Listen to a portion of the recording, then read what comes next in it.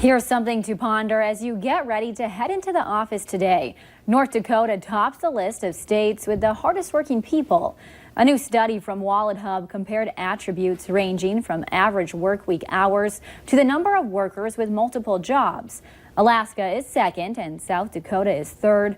Overall, Americans put in an average of 1,780 work hours per year and only use about 54% of their available vacation time.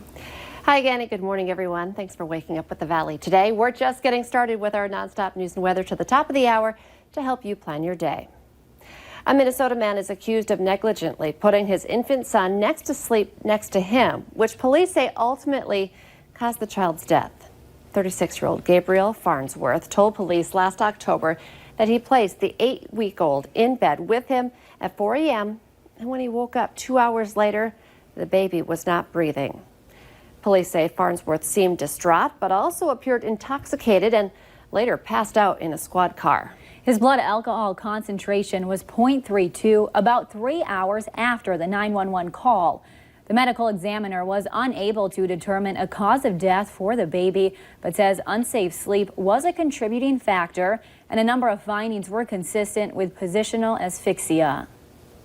And bail is set at $3 million for the son of a former Vikings and Concordia College football player who was accused of killing his parents. 22-year-old Dylan Bennett is charged with 2 counts of murder. He was in a Todd County court yesterday after being arrested in Cancun, Mexico, Saturday and extradited to Minnesota. Barry and Carol Bennett were found dead of gunshot wounds last Wednesday in their Long Prairie, Minnesota home. Barry played football at Concordia back in the 1970s and then went on to play in the NFL.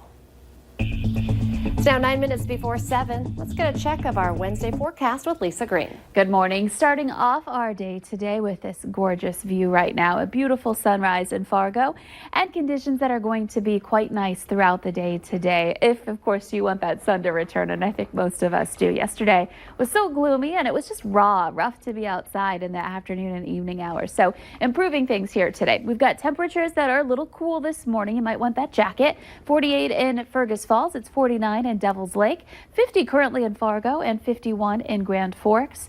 Winds are westerly. They're into the teens in most spots. We do have a couple of gusts from time to time into the low 20s in the east, and we can't rule that out today, it being another breezy day, but not as intense as it was yesterday. Just a little wind lingering.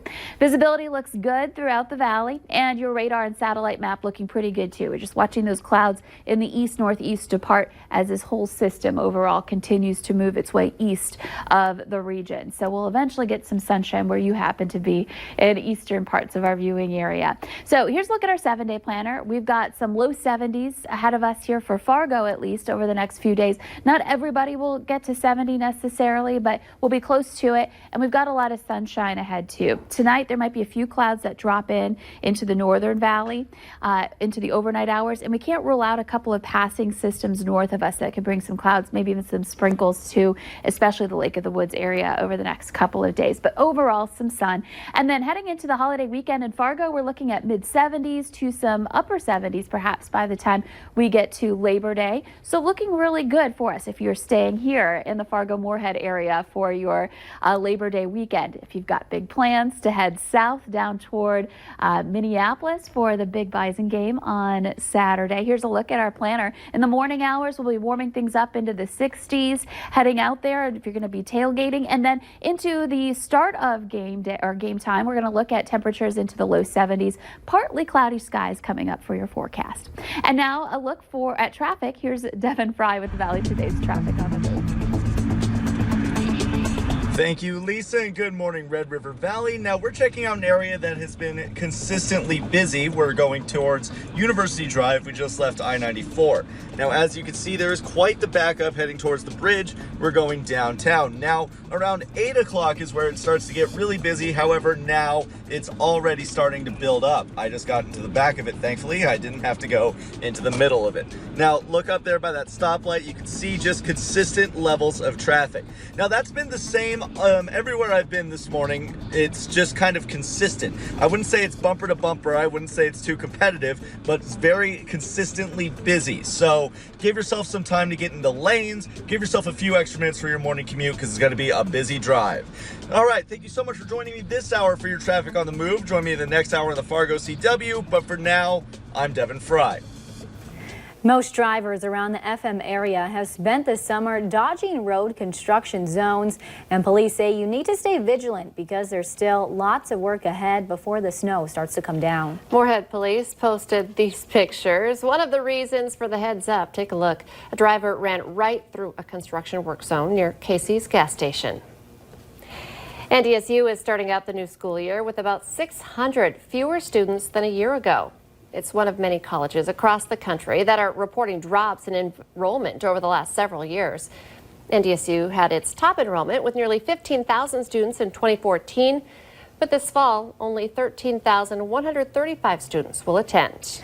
A university official attributes the nationwide drop primarily to demographics and more competitive market conditions. One Fargo man opted out of college because he didn't want to spend the money when he was able to get a job without the degree.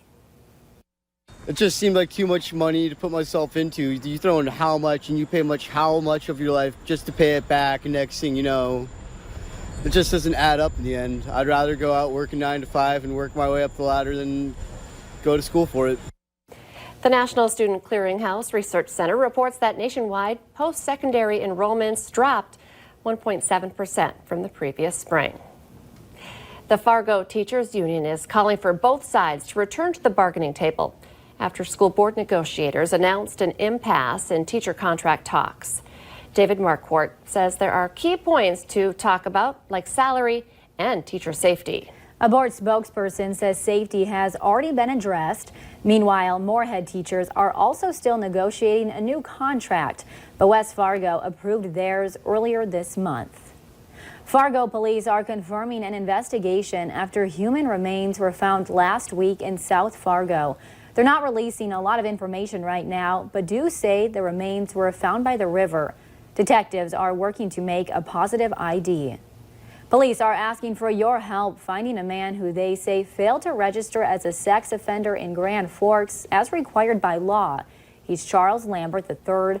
If you know where he is, you are asked to contact Grand Forks Police. A Moorhead woman is accused of assaulting a police officer during a traffic stop. They say when 30-year-old Nicole Gonzalez was pulled over in South Moorhead for active warrants yesterday, she took off running and left a 9-year-old boy alone in her car. When the officer caught up with Gonzalez, they say she hit him in the face with a closed fist and then kicked him in the chest. She's now facing several new charges on top of the 3 active arrest warrants. There's really no better way to raise money for a good cause than with a food truck feed. The Valley Today's Abby Furchner is live from Blue Cross Blue Shield this morning where it's all taking place. Good morning, Abby.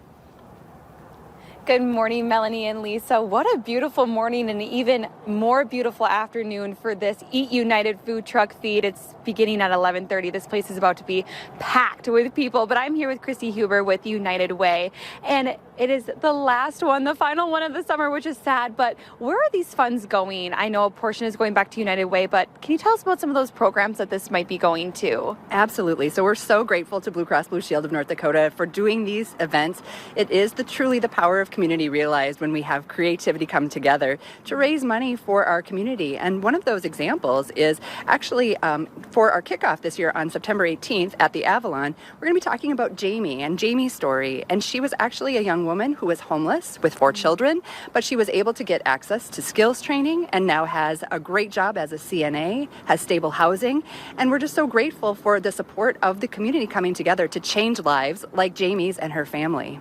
It honestly is a really great way, a great fundraiser to get that community together, and it's so important to do this year after year. So are we hoping to have this next summer too? Oh, absolutely. This is so much fun. I hear this from across the community. People are walking to the food truck event. They're from just right around and driving. They love this because people love to support community in Fargo, Moorhead, and the surrounding Cass Clay area. They just love this. And so we are so grateful to Blue Cross Blue Shield of North Dakota and their Blue Squad. They do such a great job. They make this so fun, and they make this truly a community event. Perfect lunch break. You're going to want to grab some coworkers. Come out from 11 to 2:30 here at Blue Cross Blue Shield of North Dakota, right on 13th Avenue. And Thunder Coffee is one of those vendors. We have our coffee already this morning. They have their summer staycation, which is one of their summer drinks.